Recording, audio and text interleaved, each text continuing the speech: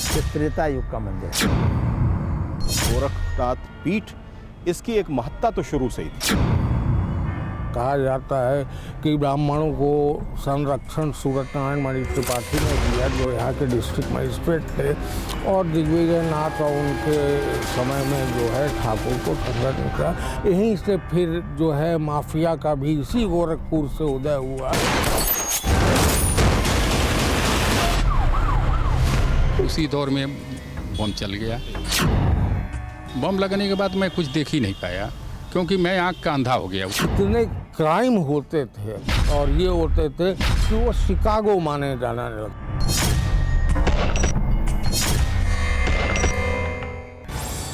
रंगदारी, हफ्ता वसूली यहाँ बहुत आम होती थी। वहाँ सिर्फ ये आरोप लगा संरक्षण का। महसूस तो लोग कहते थे, कोई कहे या न कहे। राजनीति में देखिए वैचारिक मतभेद हुआ करते हैं। मैंने अपने परिवार को छोड़ा है, मैंने अपने माँ बाप को छोड़ा है।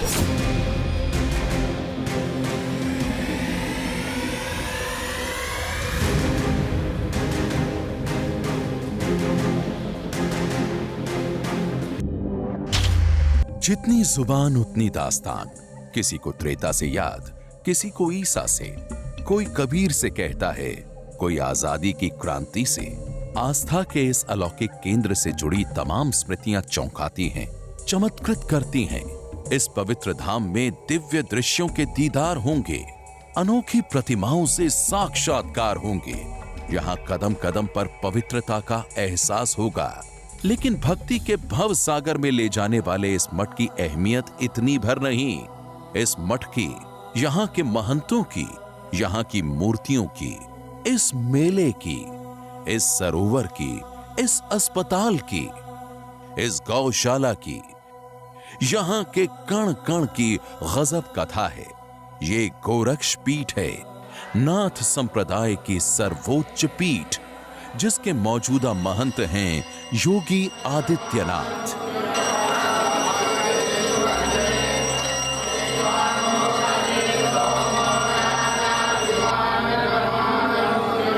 गर्मी जो अभी किराना में और मुजफ्फरनगर में कुछ जगह दिखाई दे रही है ना, ये सब शांत हो जाएगी। इसके 10 मार्च के बाद ये पूरी गर्मी शांत करवा देंगे। गोरक्ष पीठ में योगी महाराज कहे जाते हैं। महाराज जी मात्र संबोधन नहीं, ये एक महंत के रसूख की मुनादी है। उनकी धार्मिक राजनीतिक ताकत और खासियत का परिचय है। जिस महाराज जी के हाथ देश के सबसे बड़े सूबे की धार्मिक और राजनीतिक सत्ता की बागडोर है। कितना बड़ा है महाराज जी का धार्मिक साम्राज्य, क्या क्या है योगी के इस गढ़ में। इस महंत की दुनिया का सिस्टम कैसा है, कैसे इस सिस्टम को योगी यूपी में लागू करना चाहते हैं। आस्था के दर से सत्ता के शिखर तक कैसे पहुंचे महंत योगी आदित्यनाथ। ये मठ और यहाँ के महंत क्यों कहे जाते हैं राजगुरु। पूरी कहानी सिलसिलेवार ढंग से शुरू करते हैं। गोरखनाथ अद्भुत व्यक्ति हैं। उनकी गणना उन थोड़े से लोगों में होनी चाहिए। कृष्ण, बुद्ध, महावीर, पतंजलि, गोरख, बस इन थोड़े से लोगों में ही उनकी गिनती हो सकती। वो उन परम शिखरों में से एक है। गोरख ने परमात्मा के मंदिर के जितने संभव द्वार हो सकते हैं, सब द्वारों की चाबियां दी। महायोगी गोरखनाथ जी की यह तपस्थली है। हमारे नाथ संप्रदाय के अनुसार ये त्रेता युग का मंदिर है। जिसको नाथ संप्रदाय कहा गया, जिसमें कान आपका फाड़ा हुआ, गेरुआ वस्त्र, फिर वाणी भी जैसे कबीरदास की अपनी वाणी हो गई, वैसे गोरखनाथ वाणी। नेपाल में जब राजवंश हुआ करता था तब गोरक्षनाथ की बड़ी महिमा हुआ करती थी, बड़ी भूमिका हुआ करती थी। उनके राज मुकुट से लेकर वहां की मुद्राओं तक में गोरक्षनाथ की अभिव्यक्ति थी। गोरक्षनाथ मंदिर के 1100 साल के पुराने इतिहास को खंगालने पर यह पता चलता है कि इन 1100 सालों में कई बार ऐसा हुआ जब मुगल आक्रांताओं के द्वारा गुरु गोरक्षनाथ के इस मंदिर को नष्ट करने की कोशिश की गई। लेकिन इसका जीर्णोद्धार महंत दिव्यानाथ जी महाराज शुरू किए सन 65 में। गोरक्षनाथ पीठ का जो परिसर है वो तकरीबन 52 एकड़ में फैला हुआ है। 52 एकड़ में जो गोरक्षनाथ का मंदिर है उसके ठीक सामने गोरक्ष पीठ के पीठाधीश्वर के रहने के लिए आवास बनाया गया है। ये पीठ उन्हीं गोरखनाथ के नाम पर है। ये शहर गोरखपुर उन्हीं के नाम पर जाना जाता है। जिस गोरक्ष पीठ के अनुयायी देश दुनिया में हैं, उसके महंत हैं योगी आदित्यनाथ। मठ से योगी के जुड़ने और पीठाधीश्वर बनने तक का संयोग सामान्य घटना नहीं। कई इत्तेफाक, कुछ ईश्वरीय प्रताप और कठोर तप से राजनीतिक जगत में एंग्री यंग मैन का उदय हुआ। ये उन दिनों की बात है जब योगी मठ में महज सन्यासी भर थे।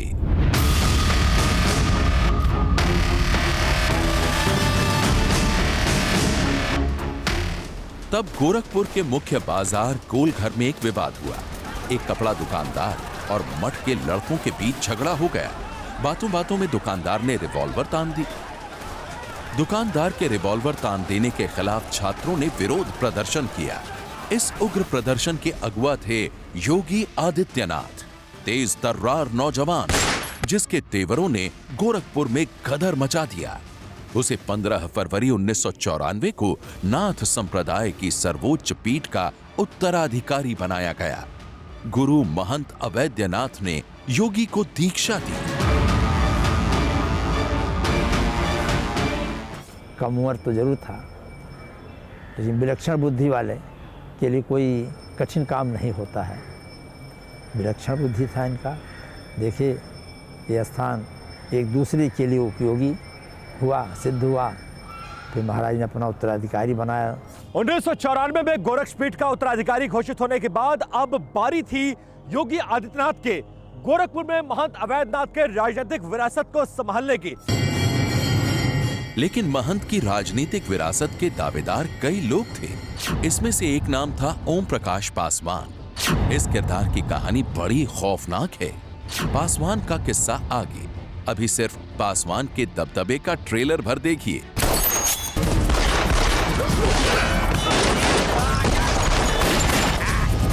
क्योंकि महंतों की कथा में माफियाओं का बड़ा चैप्टर है। 80 के दशक में गोरखपुर क्राइम के लिए कुख्यात था। गोरखपुर में दबंगों की भरमार थी जो पूरे पूर्वांचल में दबदबा रखते थे। गोरखपुर में जो माफिया की मौजूदगी थी, गोरखपुर तो बहुत अशांत क्षेत्र हुआ करता था और माफिया गुटों में बहुत सारे संघर्ष हुआ करते थे। रंगदारी, हफ्ता वसूली यहाँ बहुत आम होती थी। इनके दो गुट थे, एक ब्राह्मणों का, दूसरा ठाकुरों का। कहा जाता है कि ब्राह्मणों को संरक्षण सूरत नारायण मणि त्रिपाठी ने दिया, जो यहाँ के डिस्ट्रिक्ट मजिस्ट्रेट थे। मठ का आशीर्वाद किसके साथ था, ये कहानी के क्लाइमेक्स में पता चलेगा। अभी गोरखपुर में तांडव का वो दौर देखिए जिसके अहम चेहरे थे। गोरखपुर यूनिवर्सिटी के छात्र नेता बलवंत सिंह और दूसरे छात्र नेता हरिशंकर तिवारी।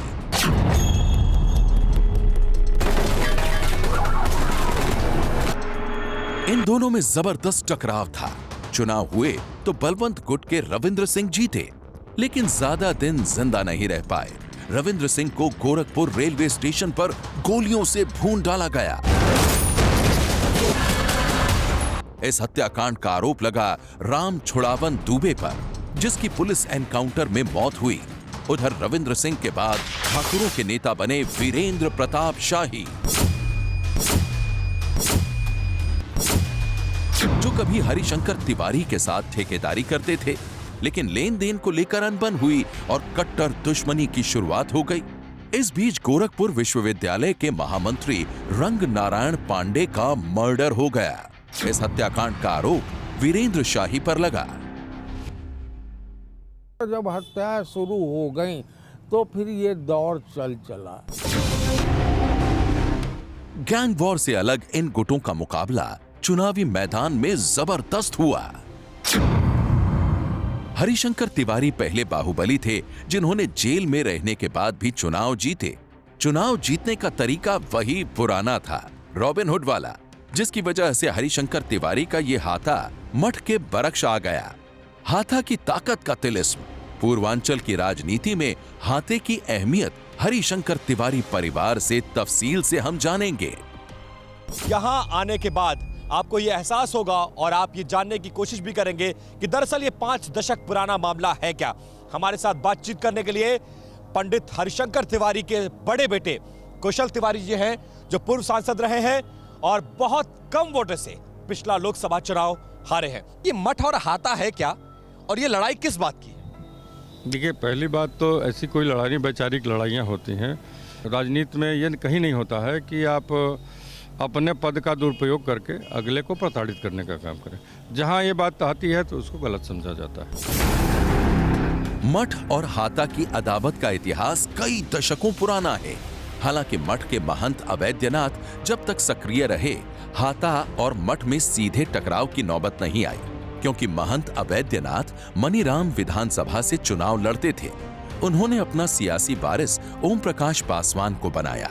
महंत अवैधनाथ के बाद ओम प्रकाश पासवान लगातार 3 बार यहां से विधायक चुने गए, लेकिन मठ से उनके मनमुटाव की कहानी सुनाई जाती है। ओम प्रकाश पासवान से मंदिर से बहुत अच्छे संबंध थे, लेकिन वह संबंध जो है ज़्यादा दिन तक नहीं चल पाया। मंदिर से बगावत करके अपना खुद का उम्मीदवार लड़ाए, पप्पू को निर्दल लड़ाए, अपने भी निर्दल हो गए। दोनों सीटें संजोग से निकल गईं। ये चीज़ जो है राजनीति जो है दूसरा रूप धारण कर ली। 25 मार्च 1996 को एक चुनावी जनसभा में ताबड़तोड़ बम मारकर पासवान की जान ले ली गई। विधायक जी जैसा कहे थे उससे ये हुआ कि अवैधनाथ तो बहुत सीधे साधे व्यक्ति थे, ज़्यादा चीड़ हो गया योगी आदित्यनाथ को, जो कि काफ़ी दिनों तक ये विरोध इन दोनों के बीच में चला। और ओम प्रकाश मंदिर पर नहीं गए, मर गए लेकिन मंदिर पर नहीं गए। जब मंदिर छोड़ा तो फिर मंदिर पर नहीं गया। ओम प्रकाश पासवान केस की जांच में पुलिस मठ तक पहुंची, लेकिन न सबूत मिले न गवाह। अब तक महंत अवैधनाथ भी राजनीति से ऊब चुके थे। उन्होंने सियासत से संन्यास का ऐलान किया। योगी आदित्यनाथ राजनीति में सक्रिय होने ही वाले थे, तभी एक बड़ा कांड हो गया।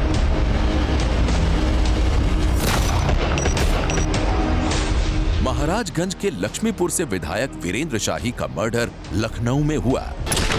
हत्या यूपी के सबसे बड़े डॉन श्री प्रकाश शुक्ल ने की।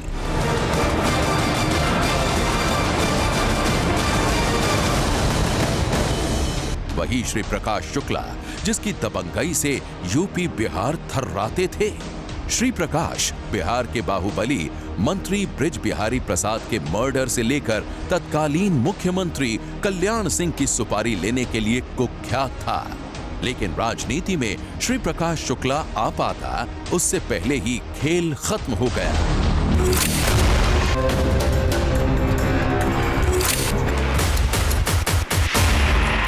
22 सितंबर 1998 को श्री प्रकाश शुक्ला का यूपी एसटीएफ से एनकाउंटर हुआ। वो मारा गया। यहीं से पूर्वांचल के माफियाओं के आतंक का अंत होने लगा। राजनीति का दामन थामकर या तो जेल जाकर ही गैंगस्टर सलामत बच पा रहे थे। इत्तेफाक देखिए, इसी साल योगी आदित्यनाथ राजनीति के फलक पर उभरे। जब वो राजनीति में आ रहे थे तो उन्होंने गोरखपुर में जो माफिया की मौजूदगी थी, गोरखपुर तो बहुत अशांत क्षेत्र हुआ करता था, योगी आदित्यनाथ ने इन सबके खिलाफ सड़कों पर उतरकर हस्तक्षेप किया। 1998 के आम चुनाव में योगी ने गुरु अवैधनाथ की सीट गोरखपुर से चुनाव लड़ा, जीते भी। 26 बरस के भगवाधारी ने संसद में धाक जमा ली। स्वयं राष्ट्रीय अध्यक्ष हैं, इनके 2 भाई महासचिव हैं, इनका पुत्र प्रदेश अध्यक्ष है। कौन से समाजवाद की बात करते, परिवारवाद की बात करते, बेवकूफ बना रहे थे इसको। 1998 में लोकसभा चुनाव जीतने के बाद योगी आदित्यनाथ लगातार चुनाव दर चुनाव लड़ते चले गए और हर चुनाव जीतते चले गए। हालांकि वोटों का अंतर ज्यादा कम जरूर हुआ, लेकिन आज तक के इतिहास में योगी आदित्यनाथ खुद कोई भी चुनाव नहीं हारे। सांसद बनने के बाद योगी ने मठ का सिस्टम दुरुस्त किया। पुरातन व्यवस्था में आधुनिक प्रयोग कर योगी ने गोरक्षपीठ की गरिमा बढ़ाई। हर चीज़ एक सिस्टम से आप इसका निरीक्षण करेंगे, देखेंगे तो सब चीज़ वही सिस्टम योगी जी महाराज पूरे प्रदेश में देखना चाहते हैं। गोरक्षपीठ की गौशाला से अस्पताल तक,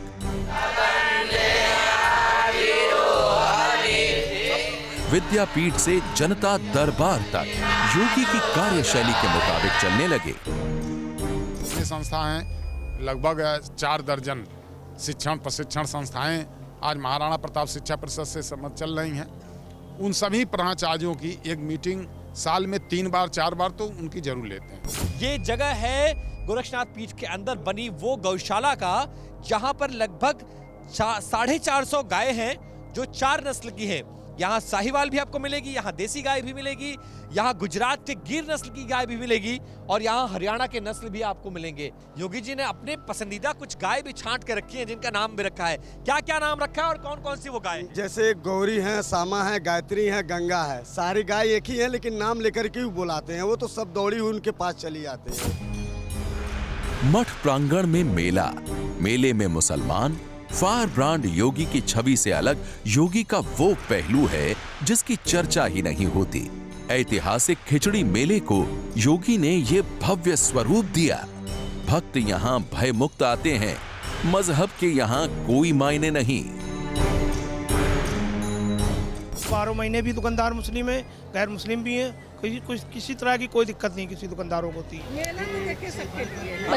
बच्चे भी हैं अंदर, झूला झूल रहे हैं हम लोग के साथ में। हाँ, महंत बनने के बाद योगी ने मंदिर प्रांगण में आमूलचूल बदलाव किए। इस सभागार में योगी का दरबार लगता है।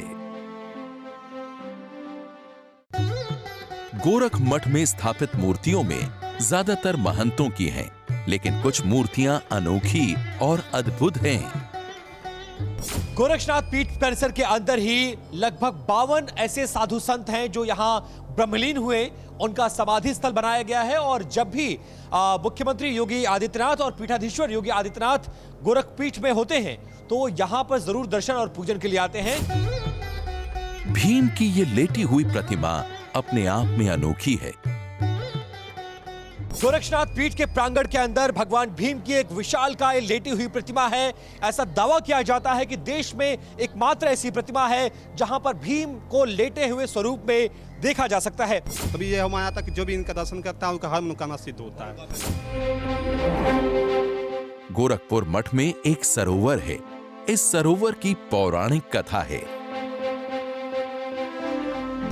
एक यज्ञ कर रहे थे, उस यज्ञ में शामिल होने के लिए गुरु गोरक्षनाथ को भी बुलाया गया और उनका जो देवताओं का निमंत्रण है वो लेकर भीम जी गुरु गोरक्षनाथ की इस धरती पर आए थे। जी आए। उसके बाद जी उसके बाद आए, जब गोरखनाथ धरती पे जब वो आए तो वहाँ पे जंगल था, उस समय पूरे जंगल था। तो उन्होंने देखा तो अंदर गए तो देखे जब वहाँ पे जिस स्थान पे वो तप कर रहे थे वो देखे साधना में थे गोरखनाथ जी। तो उस साधना को ना भंग करते हुए वृक्ष के यहाँ एक वृक्ष था, उस वृक्ष के नीचे वाकई लेट गए, से गए, शयन होकर लिए।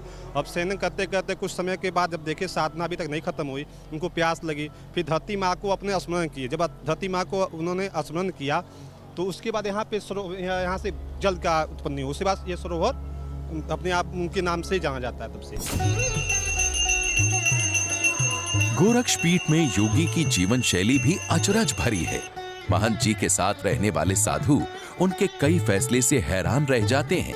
जैसे मठ में आने वाले श्रद्धालुओं की हर सुविधा का ख्याल रखने वाले योगी खुद सख्ती से सन्यासी जीवन जीते हैं।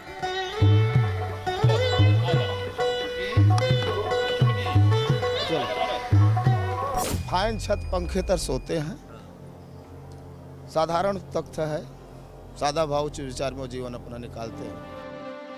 नाथपंथी योगी कनफटा सन्यासी की तरह काले जनेऊ धारण करते हैं, जिसकी वजह भी जानिए।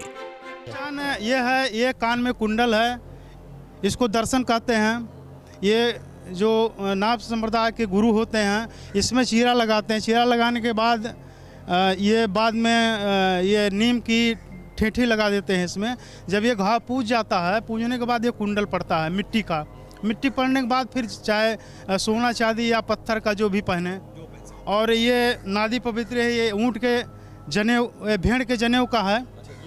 हाँ हाँ, बाल है उनका। हाँ जी, कल है।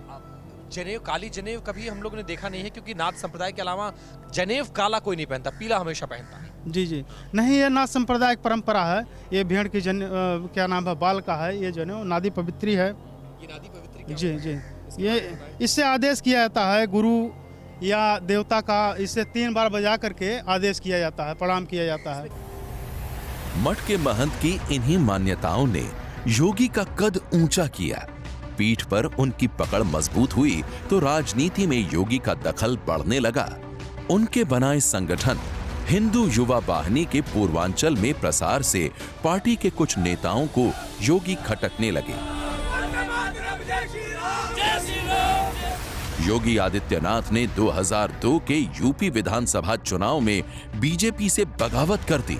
नया संगठन बना लिया, हिंदू युवा वाहिनी।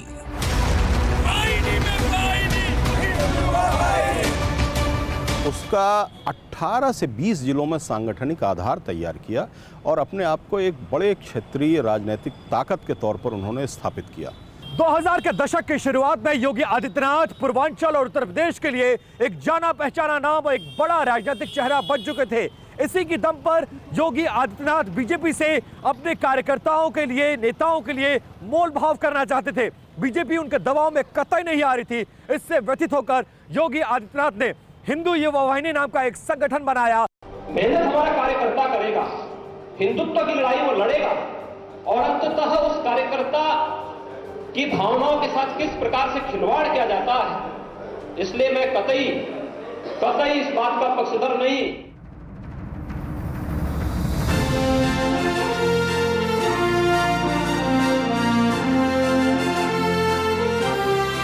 योगी के बागी तेवर की वजह से गोरखपुर सदर सीट बनी, जहां योगी अपने पसंद के राधा मोहन अग्रवाल को लड़ाना चाहते थे।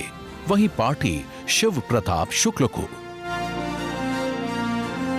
चुनाव हुए तो योगी ने बीजेपी के खिलाफ राधा मोहन दास अग्रवाल को अखिल भारतीय हिंदू महासभा के टिकट पर चुनाव मैदान में उतारा।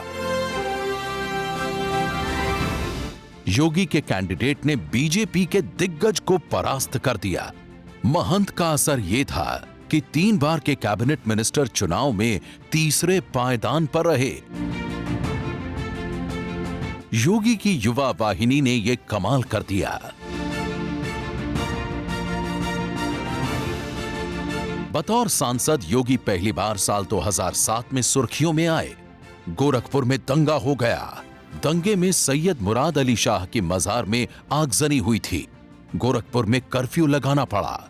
दंगे के बीच ही योगी दौरे पर निकले। सभा की तो पुलिस ने उन्हें गिरफ्तार कर लिया।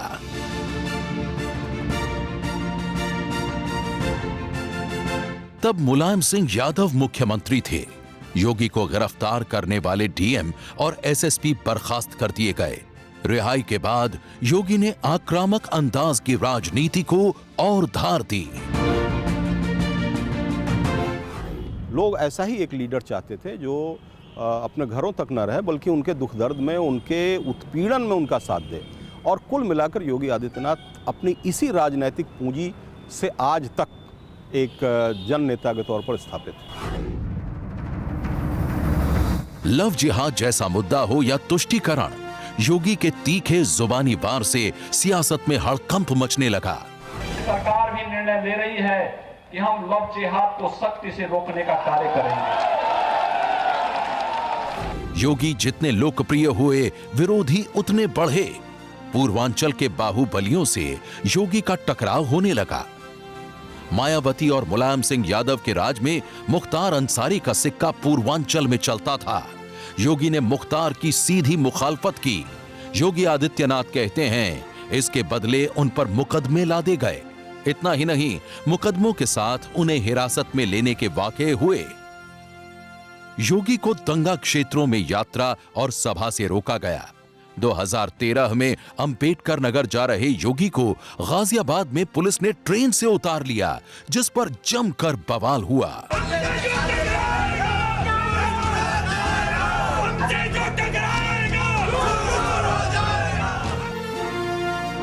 उन्हीं दिनों यूपी की समाजवादी सरकार पर जाति के आरोप लगाकर योगी संसद में फूट फूट कर रोए।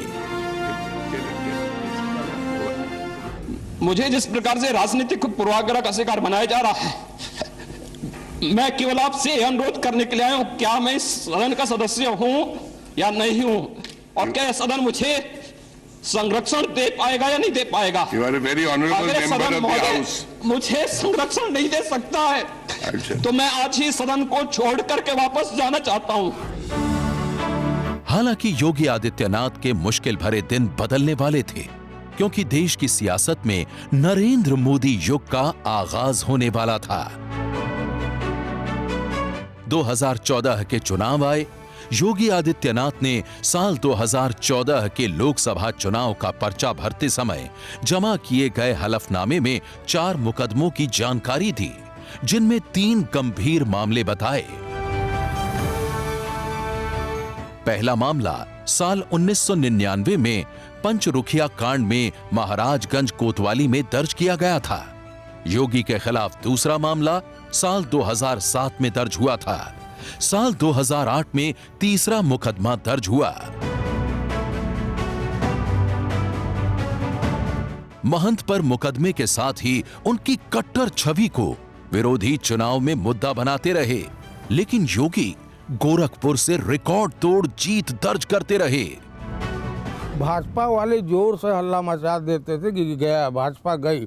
उसके बाद क्या होता था, एकाएक बूथ पर इतना तेज जो है दबाव पड़ता था और एक इतनी लाइन लगती थी कि सब जय श्री राम जय श्री राम जय श्री राम।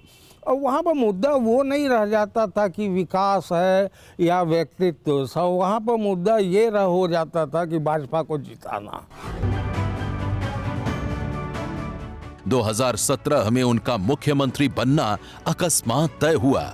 महंत जी को मिले उस सरप्राइज की कहानी जाने, उससे पहले गोरक्ष पीठ के उस महंत की कहानी जिनमें योगी का अक्स देखा जाता है। नाथ संप्रदाय के ये गुरु थे दिग्विजय नाथ, जिन्हें मठ की सियासत का पितामह कहते हैं। बात अंग्रेजों के जमाने की है। 9 जनवरी 1923 गोरखपुर सत्र न्यायालय। अंग्रेजी राज था, अंग्रेज जज था, अदालती फैसले का दिन था। न्यायाधीश मिस्टर H.E. होम्स ने एक साथ 172 लोगों को मौत की सजा सुना दी। 2 अभियुक्त को 2 साल की सजा दी गई। 47 अभियुक्त बरी कर दिए गए। चौरी चौरा कांड में अभियुक्त बनाए गए थे मठ के महंत दिग्विजय नाथ। उनकी गिरफ्तारी हुई थी, बाद में बरी हुए, लेकिन चौरी चौरा कांड से दुखी होकर गांधी जी ने असहयोग आंदोलन वापस ले लिया। गांधी जी के इस फैसले से दिग्विजय नाथ खफा थे। उन्होंने कांग्रेस छोड़ हिंदू महासभा का दामन थामा। जल्द ही दिग्विजय नाथ हिंदू महासभा के यूनाइटेड प्रोविंस के अध्यक्ष बने। 15 अगस्त 1935 को दिग्विजय नाथ गोरखनाथ मठ के महंत बने। महंत दिग्विजय नाथ के जमाने में गोरख मठ पूर्वांचल का पावर सेंटर बना। आजादी के बाद आम चुनावों में मठ का असर दिखने लगा।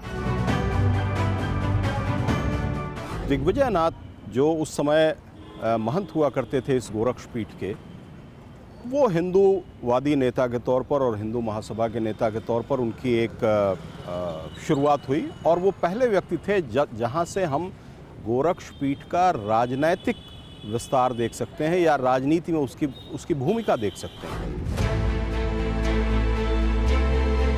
महंत दिग्विजय नाथ ने नाथ संप्रदाय का विस्तार पूरे भारतवर्ष में किया। दलितों को मठ मंदिर से जोड़ा। देश के कई मंदिरों के महंत उन्होंने नीची जातियों से चुने, जिससे सर्वोच्च पीठ की शक्ति बढ़ती गई। आजादी के बाद जो कांग्रेसमय देश था उसमें एक दूसरी वैचारिक धारा की अगुवाई की। यहाँ पर अपने आप को एक हिंदूवादी नेता के तौर पर प्रोजेक्ट किया, और चूंकि गोरक्षपीठ ने उन्हीं के ज़माने में शिक्षा, सामाजिक क्षेत्र, इन सारे क्षेत्रों में भी बहुत सारा कंट्रीब्यूशन किया था, तो धीरे धीरे उनका प्रभाव विस्तार हो रहा था। साल 1951 देश के पहले आम चुनाव में गोरखपुर में 4 लोकसभा सीट थीं। गोरखपुर वेस्ट, नॉर्थ, सेंट्रल और साउथ। दिग्विजय नाथ 2 जगह से चुनाव लड़े, गोरखपुर वेस्ट और साउथ से। चुनाव चिन्ह था घुड़सवार, लेकिन कांग्रेस की लहर में मठ के महंत को मात मिली, मगर तीसरी बार महंत मैदान मार ले गए। मुकाबले में सिंहासन सिंह के हटना उनके हक में गया। साल 1967 दिग्विजय नाथ संसद पहुंचे। यह पहली बार था जब गोरखपुर सीट गोरखनाथ मठ के कब्जे में आई। हिंदुत्व के झंडा बरदार को नया गढ़ मिला, मगर 1969 में दिग्विजय नाथ इस दुनिया में नहीं रहे। मठ में उनके उत्तराधिकारी बने महंत अवैधनाथ।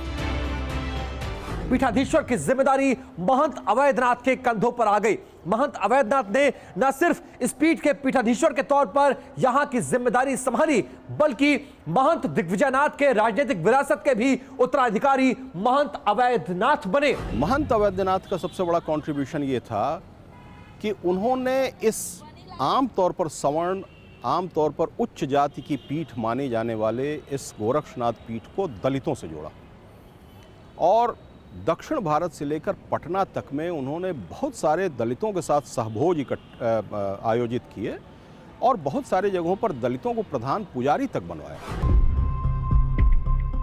महंत अवैधनाथ गुरु की तरह राजनीति में थे। गोरखपुर की मानीराम विधानसभा सीट से अवैधनाथ निर्दलीय विधायक थे। फिर गोरखपुर से सांसद चुने गए तो विधायकी से इस्तीफा दे दिया। उन दिनों यूपी की राजनीति में उथल पुथल मची थी। मनीराम विधानसभा सीट सियासत की धुरी बन गई। उत्तर प्रदेश में 1969 के विधानसभा चुनाव के बाद कांग्रेस के चंद्रभानु गुप्ता प्रदेश के मुख्यमंत्री बने, लेकिन 1 साल बाद भारतीय क्रांति दल के चौधरी चरण सिंह के लिए उन्हें गद्दी छोड़नी पड़ी, जिसके बाद चौधरी चरण सिंह मात्र 7 महीनों तक ही मुख्यमंत्री रह पाए। किसी दल के बहुमत साबित न कर पाने पर राष्ट्रपति शासन लगा।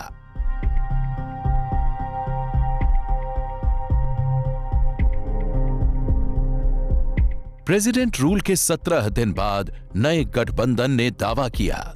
गठबंधन ने त्रिभुवन नारायण सिंह को मुख्यमंत्री चुना, मगर एक मुश्किल थी। टीएन सिंह विधानसभा के किसी सदन के सदस्य नहीं थे।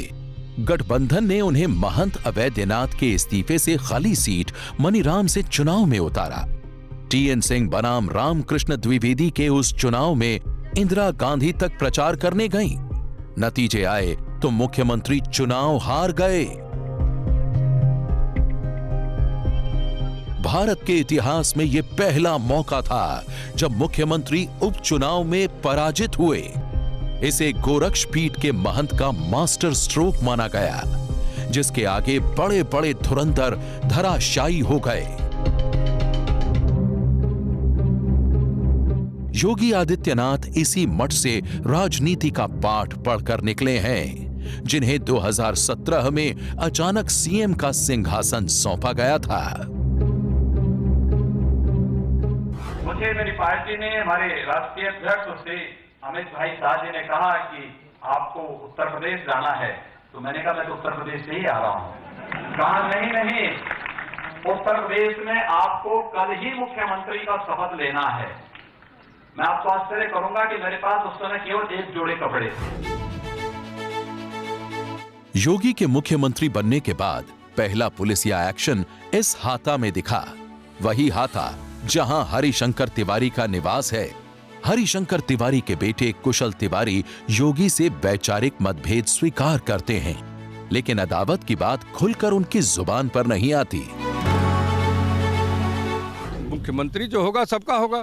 30 करोड़ लोगों का बता दे कोई कि नहीं हमने मुख्यमंत्री की पद की ओथ ले ली है और हमको जान लो कि अब हम मुख्यमंत्री हो गए, हम छापा डालेंगे। अरे भाई किस बात का छापा डालोगे? डालिए, देखा उन्होंने छापा डाकी। देखिए, किसी को बदनाम करना और किसी के ऊपर बेजा दबाव बनाना, ये राजनीति के क्षेत्र की किरदारी को जो मतलब हुई हम लोगों के साथ, इसको अच्छा नहीं कहा जा सकता, इसको खराब कहा जाएगा।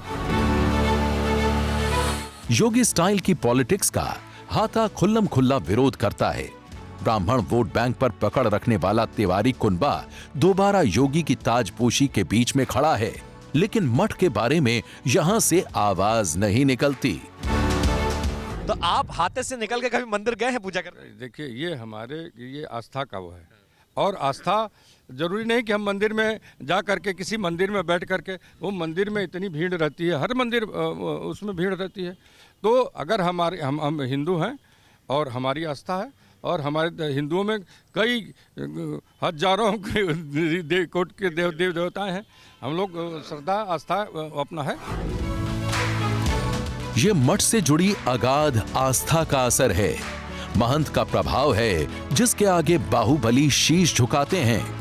पहली बार गोरखनाथ पीठ के महंत विधानसभा चुनाव लड़ रहे हैं। योगी आदित्यनाथ ने अपने हलफनामे में जो जानकारी दी वो भी चौंकाने वाली है। हलफनामे के मुताबिक उनके पास कुल 1,54,94,054 रुपए की संपत्ति है। इसमें 1 लाख रुपए नकद हैं। सीएम योगी के दिल्ली, लखनऊ और गोरखपुर की 6 जगहों पर अलग अलग बैंकों में 11 अकाउंट्स हैं। इन अकाउंट्स में 1,13,75,000 रुपए से ज्यादा जमा हैं। सीएम योगी के पास जमीन या घर नहीं है, लेकिन उनके पास नेशनल सेविंग स्कीम्स और बीमा पॉलिसियों के जरिए 37,57,000 रुपए हैं। योगी आदित्यनाथ के पास 49,000 रुपए के सोने के कुंडल हैं, जिनका वजन 20 ग्राम है। साथ ही योगी सोने की चेन में रुद्राक्ष माला पहनते हैं, जिसकी कीमत 20,000 रुपए है। इस चेन का वजन 10 ग्राम है। सीएम योगी के पास 12,000 रुपए का एक मोबाइल फोन भी है। योगी अपने पास हथियार भी रखते हैं। उनके पास 1 लाख रुपए की रिवॉल्वर और 80,000 रुपए की राइफल है।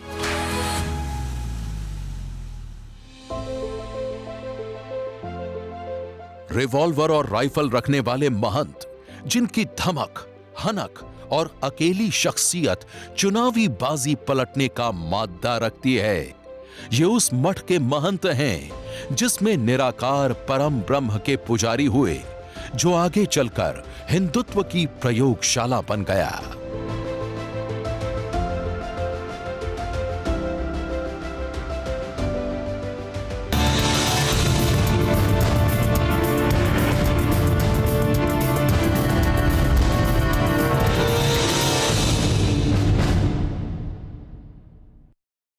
अड़ी सोमवार से शुक्रवार शाम 6 बजे सिर्फ TV9 भारतवर्ष पर।